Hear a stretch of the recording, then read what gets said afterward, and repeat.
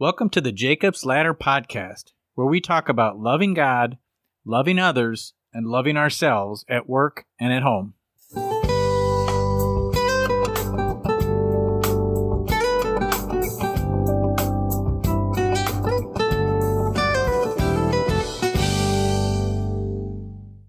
Hello and welcome to episode 245. Today we're going to speak with Caleb Hegg from the Torah Resource Institute. This is the second of a two-part interview. In the first part, we had an awesome discussion about the testimony of his father, Tim Hegg, as well as Caleb himself, in terms of their faith journey and how the Torah Resource Institute all came to be. In this episode, we're going to be talking specifically about the movement of following Torah and believing in Yeshua, including the history of that, as well as right up until the present day and kind of where things are at today. So let's get right to it. Hey, Caleb, thanks for joining the podcast today. Yeah, thanks for having me back. Appreciate it. Yeah. So if any of our listeners did not hear the first interview that I had with Caleb, I highly encourage you to check that out. Probably even before you listen to this one, I think it'll give some good context because we talked about testimony for Caleb's dad, Tim Hegg, as well as Caleb himself. Talked a little bit about Torah Resource and the Torah Resource Institute and the resources that they offer. So what we are going to talk about in this episode is the state of Torah observant believers in Yeshua today. And I was just sitting here before this interview thinking about how exactly to kind of go about this. There's so many ways we could dig into this. It's such a big topic. If you could, and I would like to keep this part brief, please kind of go way back, so to speak, in how believers in Yeshua, their history that leads up to our present day. In other words, there seems to be a movement in our present day where a lot of Gentile Christians are going back to belief in Torah and following Torah. And I don't know for sure the demographics of my listeners, as I described in our last interview, some of the history of this podcast. Basically, I spent 10 years focusing on Christian men and talking about living out your faith through your work. So I suspect those who are listening, a lot of them are Christians and are not Torah observant, but probably have some interest in it. Otherwise, they would have tuned me out by now. So I would assume there's probably a broad spectrum of listeners, but a lot of them don't know a lot about Torah observance. So just kind of keep that in the back of your mind. But yeah, give some maybe just a little bit of historical background about how you see the movement of believers in Yeshua from the beginning up until now, real briefly, and then we'll focus most of our time on the recent impact of the movement. Yeah, I mean, this is kind of difficult, and I will admit that we tend to lose a little bit of the actual history. There are people who are doing good work on this now. Benjamin Zumsky wrote about this in his PhD dissertation, and there's others who are trying to kind of track the history. I personally believe that there has been a remnant of believers throughout history that have been Torah observant. I don't believe it has been large, and in some cases we point to things that are in some ways heretical, and I'll explain what I mean by that. We see that people within what can only be classed as the Orthodox Church actually were Torah observant all the way up until the 5th century. And there was a minor council that took place where they said the Christians are no longer allowed to keep the festivals and the Sabbath and the kosher laws. Okay, well, why would they have to do that in the 5th century if no one was doing it? The traditional stance is that by this time everyone had jumped on board the Christian bandwagon and no one was doing these things anymore. Well, if that was the case, there'd be no need to have a council where they tell the Christians, hey, stop doing these things. So we know that by the 5th century, there were still Christians who were celebrating the festivals, keeping the kosher diet. Hey, Caleb. Just wanted to clarify. Is that the Council of Nicaea, or what is that? So this was the Council of, oh man, if my listeners from my podcast hear me fumble on this, they're going to be so upset. I'm sorry to put you on the spot. I'm a kind of a history buff, and so I just like to kind of put these things in context, because a lot of what I've learned, frankly, on this, what we're talking about right now, is through YouTube videos, and I don't know always, how credible the sources are, but up to this point, a lot of what I've understood is where Constantine, what was it, 325 AD? Yeah, so I found it. It's in my notes. Sorry. Yeah. The Council of Laodicea. The synod took place in Phrygia. I'm going to say this wrong. So in the years 363 to 364, the Synod of Laodicea was perhaps the church's main assault on the Sabbath. In Canon 29, I'm reading this, by the way, from my own personal note database. In Canon 29, it is stated that the Christians are not to rest on the Sabbath, as this is something that Judaizers do, and that believers who do rest on the Sabbath are anathema. And Canon 29 says Christians must not Judaize by resting on the Sabbath, but must work on that day, rather honoring the Lord's day. And if they can, resting on then as Christians. But if they shall be found to be Judaizers, let them be anathema from Christ. So ultimately, what you have is clear evidence that there were still Christians resting on the Sabbath, and we do have some.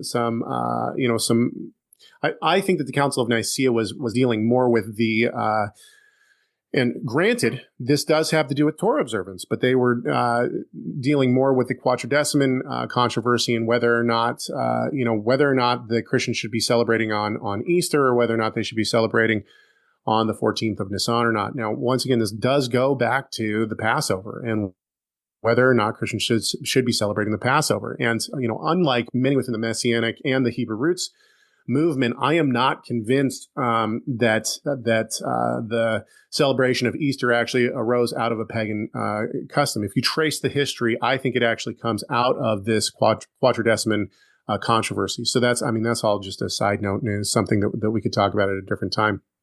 But ultimately, did that answer your question? No, it does, and trust me, I told you I wanted to keep it brief, and I'm not helping by asking questions, but yeah, just to give some of it's such a long period of history, since Christ was on the earth, and that I've just always been, have continued to be curious about, some of the gaps between then and now, and so yeah, it's helpful for me. You'd answered my question, and feel free to, kind of go from there, whatever you think's appropriate.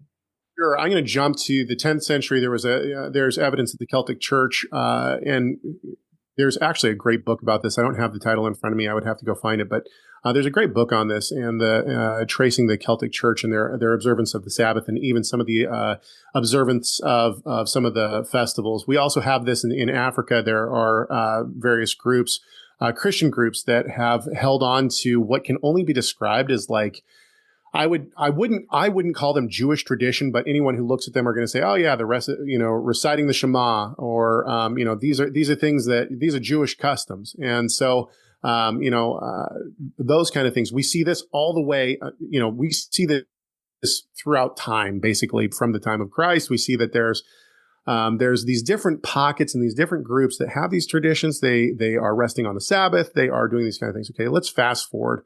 And we're going to come up into, our modern time. You have, at the early 1900s, you have the Seventh-day Adventists. And granted, I'm not a Seventh-day Adventist in theology. I don't believe in Ellen G. White or any of that kind of stuff. But you have the Seventh-day Adventists celebrating the Sabbath. Many of them were keeping a kosher diet as well, maybe for different reasons, but still they were keeping a kosher diet. And you have the Messianic movement really form in the beginning of the 1900s. I'm trying to go fast for you here because I know there's going to be a lot more questions, but you have the MJAA that forms in the beginning of the 1900s. And what does that stand? I'm sorry. What does that stand for? MJAA?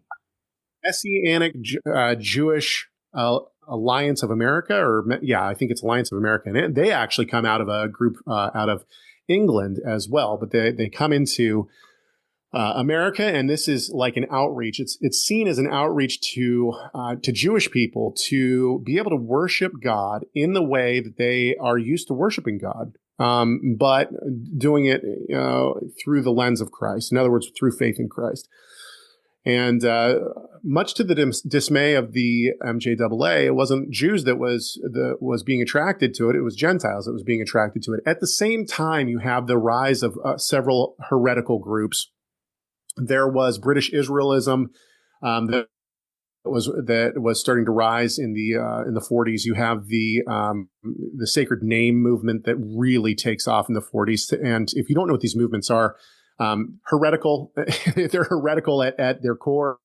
I mean, we could talk specifically about the heresies.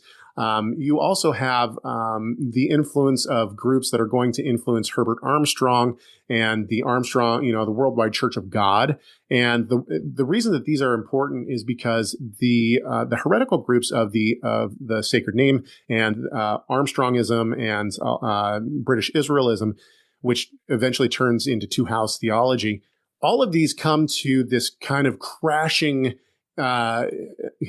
exclamation point in the 80s, and they just take off they come into one, and they take off in the 80s, in the 1980s, and they are labeled as a group, and that group is the Hebrew Roots movement. And the Hebrew Roots movement is what really just takes off in the 80s. You got guys who are kind of seen as the Hebrew Roots movement leaders. Michael Rood is starting to come onto the scene in the early 90s, and you have Monty Judah coming onto the scene in the early 90s. And at the same time that that's happening, you have a different group that's coming onto the scene, which is the Messianic movement. The Messianic movement also really takes off in the 80s. So you have side by side, you have these two groups. They are different in theology. And the Messianic Jews really come from more of a Christian, like a strong, charismatic, but evangelical charismatic background. Whereas the Hebrew Roots movement really comes from these heretical beliefs and these heretical groups that have come together. And so in the 80s, this is what happens. My father is kind of coming to Torah observance while all this is happening. And the difference between my dad and the groups that are coming onto the scene is that my dad has theological training, and he has spent time in the original languages, things that a lot of the people from the Messianic and the Hebrew Roots movement never did. And so from the very beginning, my dad is kind of, I won't say fighting. Well, maybe I will say fighting. My dad is fighting the heretical views that are being put forward by some of the Hebrew Roots teachers. And he's kind of he's kind of blacklisted by a lot of these Hebrew Roots teachers. At the same time, my dad is saying that the Torah is for Jew and Gentile alike, which is kind of making him blacklisted by the Messianic groups. And so my dad's stuck somewhere in the middle. And I honestly, I've said this before, I'll say it again, and I'll probably say it a million times more. I honestly believe that we are currently in at the beginning stages of a second Reformation in the church. And I will expand on this all you want me to. But ultimately, I see, and I'm not the only one. I know that I am my father's son. So I get that. And I understand that I'm probably looking through some rose-colored glasses into this. But I actually believe that my dad is one of the first reformers of the Second Reformation. And just stepping back and trying to be objective and looking at the body of work that he's put together, the way that he has put an extremely high emphasis on the languages, something that the reformers did in the First Reformation. There were a lot of heretical groups in the First Reformation that pop up, and the reformers are having to battle against these heretical groups that are popping up. We're seeing the exact same thing in the Torah movement. There's all these Hebrew Roots teachings out there of sacred nameism and just errant theologies. An expanded canon, that there's more than 66 books. The belief that Yeshua is not Yod-Heh-Vav-Heh, that he's not deity, that he's not God. These, to me, are the heretical doctrines that are often left field, and something that this Reformation is going to have to fight.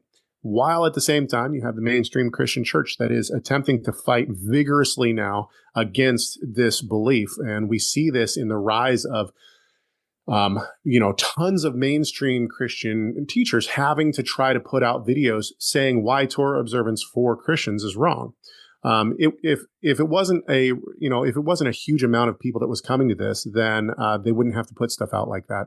I'm going to take a breath and let you come in and ask questions or tell me to keep going. Oh, no, I appreciate it. I would love to hear your thoughts on the significance of the First Reformation and how the movement, you talk about how there's always been a remnant of Torah observers. Do you consider that remnant throughout the last 2,000 years as being kind of on a parallel path but separate from the First Reformation, or was there some significance to the First Reformation as it relates to you could say our movement? Because one of the things, I mean, my take on it, growing up, Lutheran until age 35, then being evangelical for whatever 15 years or so, and then more recently Messianic.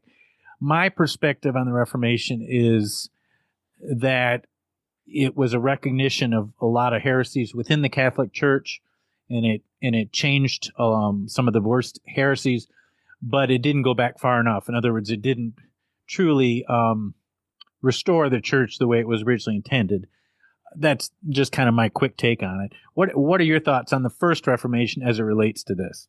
Yeah, I'm going to tell you, David, we're getting into one of my three focuses of study, and I'm actually putting together lectures now on this exact topic. So I could talk on this for hours. So just stop me at any point.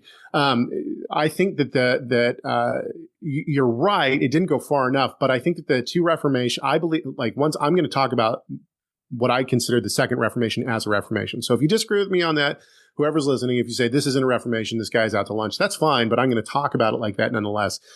I believe that the two Reformations are hitting on two different points. So the First Reformation is, you're exactly right. It's taking into account the idolatrous and corruption and errant theology of the Catholic Church. Luther is the first. I mean, we credit Luther for being the first reformer, right? He's the one who nails his theses to the door at Wittenberg, and so he launches this, but he's still in the Catholic Church, right? I mean, he really what they're upset about, what they're ticked off about, is they're ticked off about indulgences, right? And that's something that the Catholic Church doesn't even practice anymore. But ultimately, it's, Luther continues to be kind of in the Catholic Church until the Diet of Worms, right? When he's kind of labeled a heretic and he flees.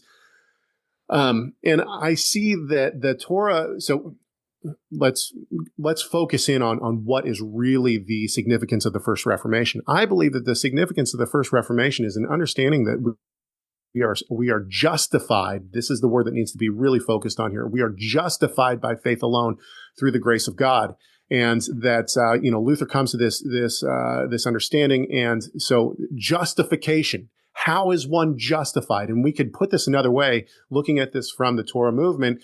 How is one brought into the covenant? In other words, the sin problem takes us out of covenant relationship with God, right? Adam eats the fruit and he dies spiritually. He is separated from God and cast out of the garden. So how do we come back into this covenant relationship with God? And this is where you're going to start seeing some of the theology differences between me and a lot of people within the mainstream Christian church. I don't believe that the new covenant is time bound. And what I mean by that is that I believe that Abraham was part of the new covenant. When he came to faith in Christ, right? Abraham believed God. It was reckoned to him as righteousness. Galatians 3:8 says that the gospel was preached beforehand to Abraham when it was said, in your seed, all the nations of the earth will be blessed. And so I believe that Abraham, through his faith in the coming seed that would deal with sin, is brought into the new covenant. Okay, so justification by faith. We are justified by faith. This is a 180 from what the Catholic Church was believing at the time. And so the First Reformation I see is an answer to how one is brought back into covenant relationship with God and how one is justified. This should be somewhat, I mean, maybe not fully, but somewhat disassociated from the idea of works, right? We're not saved by what we do. We're saved by the grace of God. And I think that this was the thrust of the First Reformation. Now, fast forward. Now that we have justification worked out, now that we understand how we come into covenant relationship with God, now we need to talk about sanctification. So sanctification does not precede justification, right? And we see this even in Paul's writings about circumcision, right? Abraham was believed first and then he was circumcised. It wasn't the other way around. It's not that he did work first and then he was justified. It's that he believed, justified, and then he circumcises himself. And this is the point of the second Reformation. Once we are in covenant relationship with God, how are we sanctified unto him? How are we set apart? And the answer is, in my opinion, the answer is we are set apart by the indwelling of the Holy Spirit, the writing of the Torah on the heart by the Holy Spirit, which so Holy Spirit, okay? And now the Holy Spirit conforms us to God. He makes us like Christ. Well, how is that? We see the picture of God in the scriptures. Be holy, for I, the Lord your God, am holy. And then he shows us how he is holy. He gives us his commands. If we want to be like Yeshua, we should act like Yeshua. What did Yeshua do? What did Yeshua do? Yeshua kept the kosher laws. Yeshua kept the Sabbath. Now, it needs to be quickly stated here for those who are listening going, okay, come on. If you disagree with me, that's fine. But the point here is that I believe that most covenant Christians, new covenant Christians, keep a huge amount of Torah. Okay, so what is the base of Torah? Love your neighbor as yourself. Love the Lord your God with all your heart, mind, soul, and strength. That's the base of it. So the mainstream Christian church, even though they reject what I call the big four, there's four things that the mainstream Christian church is going to say we don't have to do anymore, but the rest of it, we're pretty much going to agree with. There might be some other things here or there, but for the most part, love your neighbor as yourself. Don't lie, don't steal, don't cheat, don't commit adultery, don't murder. All these things are Torah. They are God's covenant. They're God's Torah. And so the big four that I think are the big contention here between the mainstream Christian church and what I would believe is that we need to be keeping a kosher diet. We see that the Gentiles keep a kosher diet again after Yeshua returns in Isaiah 66. The biblical festivals, we see that the Gentiles keep the biblical festivals in Zechariah 14 and Isaiah 56. So kosher laws, festivals, the Sabbath, and circumcision. Those are the ones that are going to be big contentions between, me and the mainstream Christian church. Now, I'm going to pause one more time and see if you want to jump in here at all. Why do you think that is true? Why is there so much resistance to those four things? Because I know a lot of people within our movement would say you can describe it in one word, which is anti-Semitism. I'd like your thoughts on that. Why do you think the church resists those things so much? So I think that there's a lot of things that play into it. And I think a good understanding of history is one of the things that needs to be studied more to understand the split here. I think that there is a misinterpretation of Paul. That's probably the most. If we were just to read the Gospels and read what Yeshua says, he is very favorable towards the laws, right? Even the passages that people are going to point to, for instance, Mark 7 and the kosher laws, thus Jesus declared all foods clean. If you read the passage and its parallel passage in Matthew, they're not talking about kosher food. They're talking about ritually clean food and what makes something ritually clean. And he's kind of poking at he's digging at the Pharisees saying, you're so worried about being pure on the outside, but your heart is black. The inside of the cup is not washed. And this is what he's talking about. He's not talking about whether or not, the Jews can eat pork or not. And if we just look at the history of it, the Maccabean revolt happens 150 years before this, maybe even a little less before this. And the Jews are willing to be boiled in hot oil to death to not eat pork. And this is the stories that are being circulated in the first century among the Jews. And they're ready to do what? They're ready to go up and revolt against Rome when Yeshua comes, right? Peter even says it. Hey, Lord, I will go with you. I'm paraphrasing, of course, but I will go with you. Let's go. And what does he say? Get behind me, Satan, right? Like you have not understood. It's not because Peter doesn't understand that they're not allowed to eat, unkosher food, but ultimately, it's because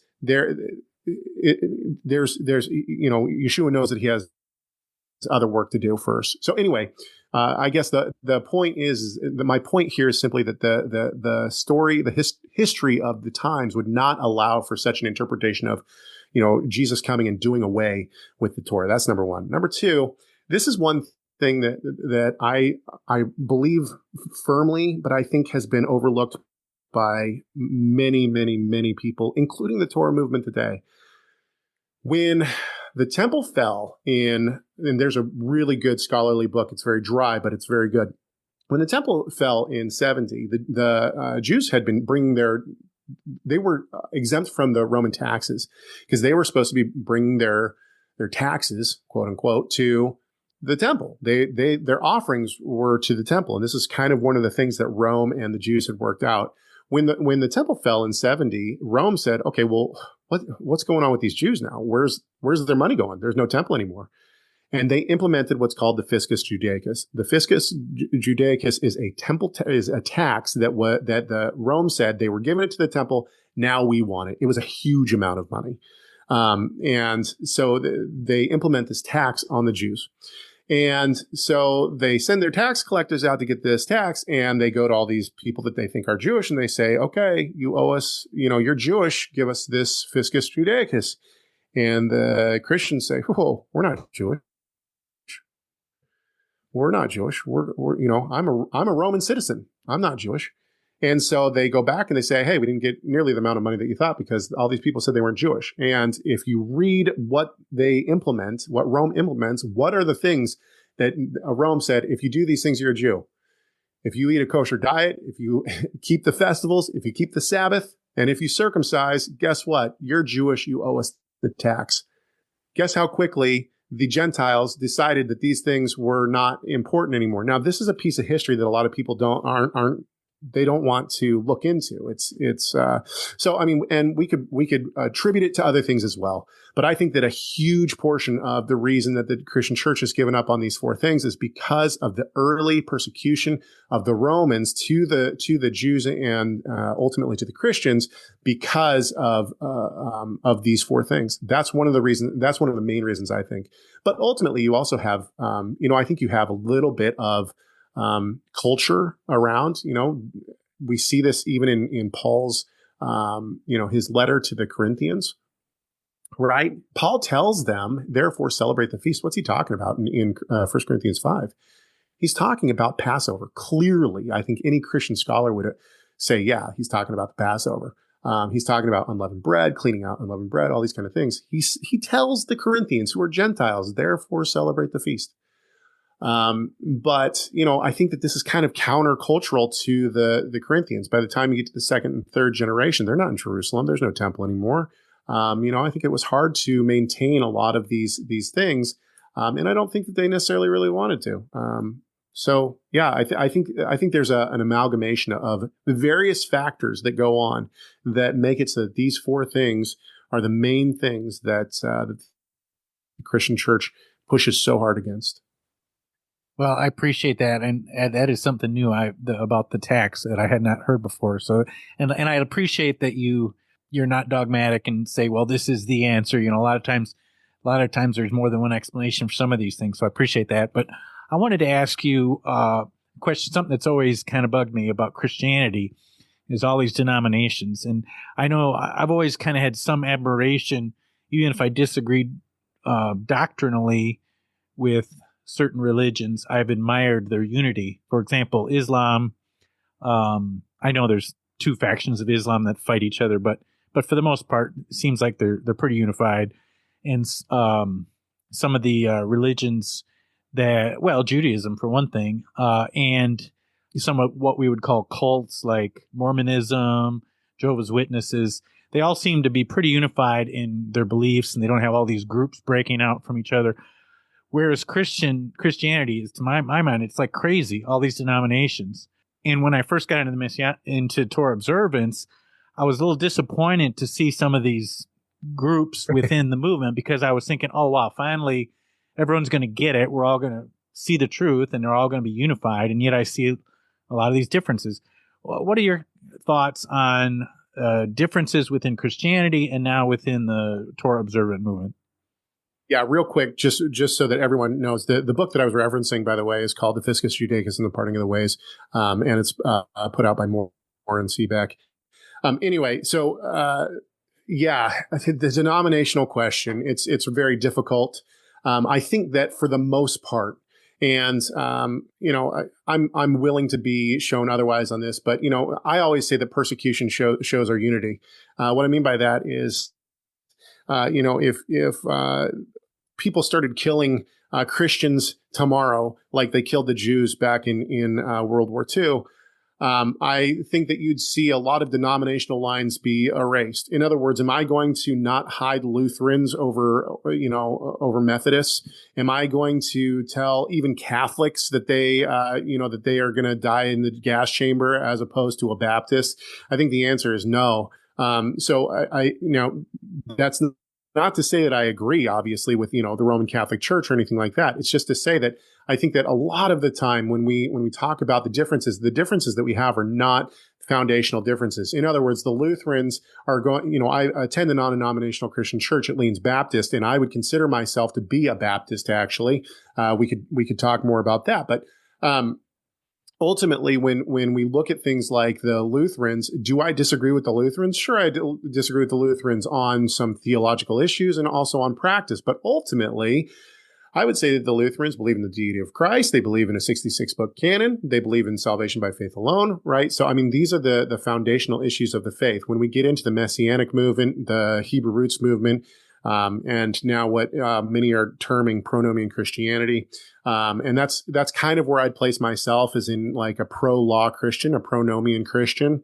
When we get into these different movements, these different theological beliefs, these different sections within, what we're seeing a lot of heretical doctrine that is being able to seep in. The reason why, and I have a lot of theories on this, but the reason why I think we're seeing so much heretical doctrine is because what happens is, it's like the cage stage Calvinist, right? We call them Torah terrorists. What happens is somebody comes to the Torah and they believe, like they see it. They see, oh, I should be keeping the Sabbath, and oh, I should be keeping the festivals, and oh, I'm not, I should be keeping a kosher diet, a clean diet. And then what instantaneously hits them is, I've been lied to. That's the feeling that comes in. My pastor has lied to me. Now, this is not actually the case, because your pastor, if you come to a belief that Torah should be kept, it's not that your pastor's lying to you. Your pastor has been taught, and your pastor is teaching what he has been taught. And it's just that the truth, that some of these biblical truths have not been revealed yet to them. So it's not a lie, but the Torah terrorist is going to say, oh my word, I got to tell everyone that they need to be keeping Torah. And anyone who doesn't keep Torah is going against God. Anyone who's going against God is not really, we get into like this almost salvation by works. Anyone who's not keeping the Torah is really not a covenant member. And if you're not a covenant member, you're not saved. There's this whole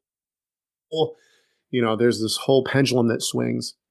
And so what then happens is people who don't have a very, very strong theological foundation tend to go into, they're looking to see, what else has my pastor lied to me about? What else has the church not been telling me? And I'm sure that there was a lot of this in the First Reformation as well, right? But this idea of, oh my word, all these people, they haven't seen it yet. They haven't gotten it. And so, a lot of the time the pendulum will swing to anything Christian is bad, or, the Christian church is evil or whatever. And so people start looking for, what else has the church lied to me about? And this is where people without a strong theological foundation get into downright heresy. What I mean by that is, Yeshua is not deity. He's not Yod-Heh-Vav-Heh. Or there's more than 66 books in the canon. Or there's less than 66 books in the canon. Or, you name it. There's all these heresies that pop up. And this is really, really sad.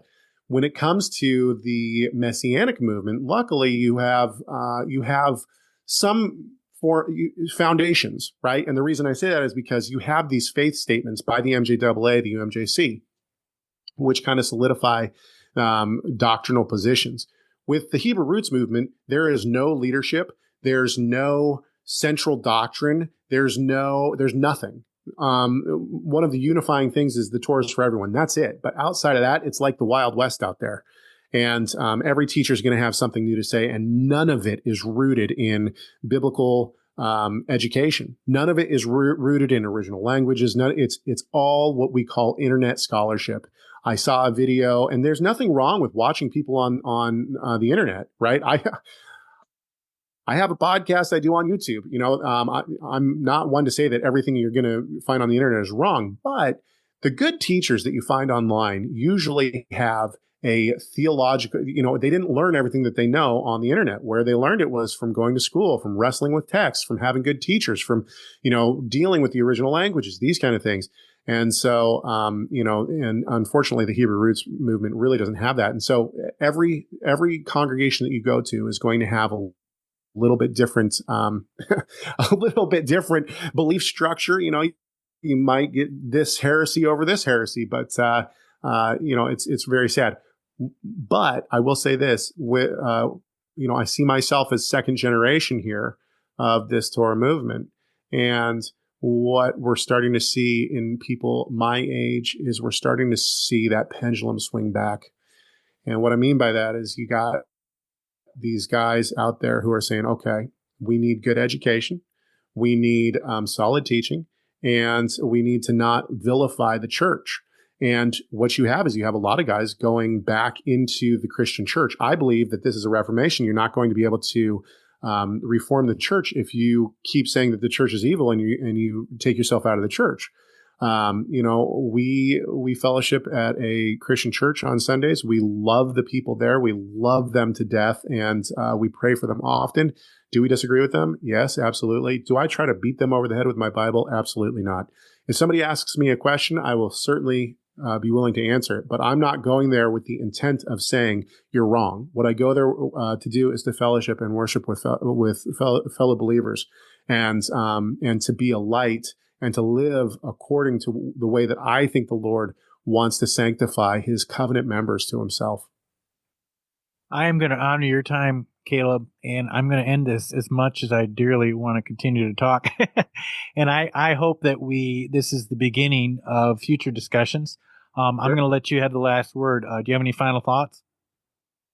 No, TorahResource.com. We have tons of resources. Actually, I know that we're coming to the very end of our time here, but I'll just say this. My uncle, who is not Torah observant, he's a Baptist pastor down in California, to a very large congregation. He told me the other day when I went to California, and he told me that my father's commentary on Matthew is the best commentary he's ever found on the book of Matthew, which is high praise from my uncle, who is a younger brother to my dad. So I will say that if you are not Torah observant, but you need good biblical resources, we have tons of them, and it's not. You will be able to find value even if you're not a Torah observant believer. Excellent. Thank you so much, Caleb. Hope you have a good rest of your day. I hope you enjoyed this discussion with Caleb Hegg as much as I did. I also hope you're feeling inspired to apply something you heard to better love God, love others, and or love yourself.